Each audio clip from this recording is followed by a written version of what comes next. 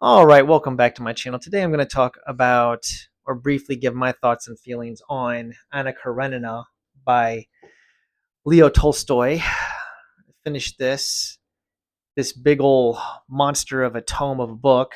Um, this is the Richard Pavir and Larissa Volokonsky translation. This is a husband and wife translating team who have translated many works of Russian literature. This is the first translation of theirs that I have read. The only other Tolstoy novel that I have read was War and Peace, and that was the Anthony Briggs translation. Now, this husband wife team has done a translation of War and Peace, and if I reread War and Peace, which I probably will at some point, I'm interested in picking up their translation of that to see how it compares. Because, I found their translation very readable. Okay. And I don't know, like, I don't have anything to compare Anthony Briggs to, as far as other than them, but I haven't read like the same translation of the same book. But I would say I found this more readable than War and Peace, but I found War and Peace to be, the better novel in my opinion. Now that's a point of contention. People are going to debate this, which Tolstoy novel is the best. For some people it's going to be Anna Karenina. For some people it's going to be War and Peace. I happen to feel, just personal opinions and feelings, I liked War and Peace more, right? Now Anna Karenina is smaller in scope. It has a much narrower focus. It's not as wide and expansive as War and Peace is. It's really focused on family and an adulterous relationship at the heart of this novel between Anna Karenina and the Prince Vronsky, who is a soldier. And then we have a co-protagonist, another character named Konstantin Levin, who the book follows. And in fact, I think probably the book should be titled um, Konstantin Levin rather than Anna Karenina, because I mean he just seems to be the more important character of the two to me. Anna is, again, they split the duty between the two. Like the book shifts back and forth between them with Levin's relationship with Kitty, and then Anna's relationship with Vronsky and her husband, um, and kind of all the dynamics of everybody finding out about what's going on and the fallout and all that takes place.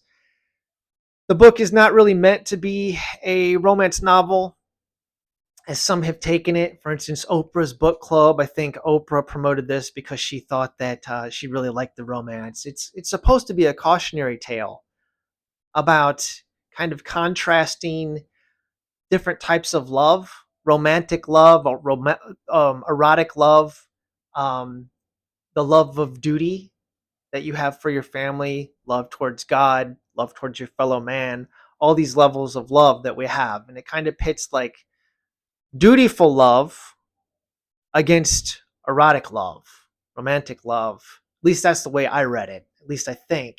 I think that's what Tolstoy was trying to get at.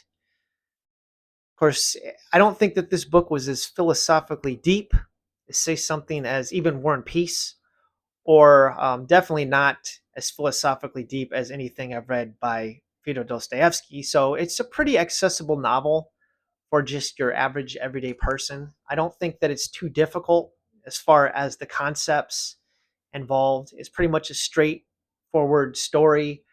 I think the only other thing that I would have similar to compare it to would be Jane Austen's Pride and Prejudice, although I didn't like Pride and Prejudice, but these people are much more interesting than those boring characters in that novel. I know that's going to be a hot take.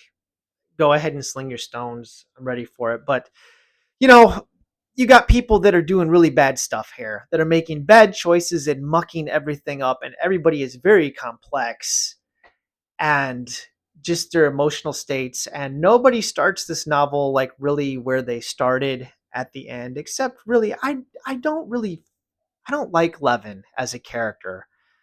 he is the Leo Tolstoy or Lev Tolstoy self insert, where he puts himself into the novel, much like the character of Pierre in War and Peace is the Tolstoy insert. He inserts himself when Pierre is speaking. It's Tolstoy, and in this novel, when Levin is speaking, it's Tolstoy.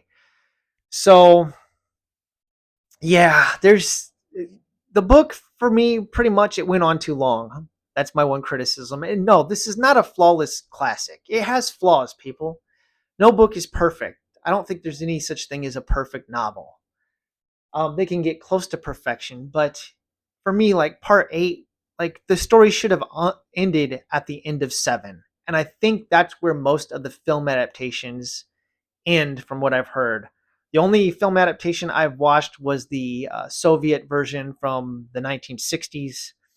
There is a Keira Knightley version I haven't watched yet, amongst others. But I think for the most part, they all end at the same place. And this book continues on farther, which further makes me think that Levin, the book should have been named after Levin rather than Anna. He seems to be the more important character overall. That is the piece, that is the person that Tolstoy is using to speak through to you, the reader, the audience. And I don't really have anything else to say about it. It's definitely a book worth reading and rereading, but it's not my favorite piece of Russian literature. To me, that still remains the Brothers Karamazov, and I doubt that anything is going to topple that off of its throne. Um, for me, the battle is the battle of the Dostoevskys. Like, which one of his 4 masterworks is the greatest novel of all time? Crime and Punishment, Idiot, Doubles, or the Brothers Karamazov? So I would say read all 4 of those books. Read War and Peace. Read Anna Karenina. Those 6 books, they're all great. They're great. It's just I prefer Dostoevsky. That's it. It's my honest opinions on it. Thanks for watching, and have a wonderful day.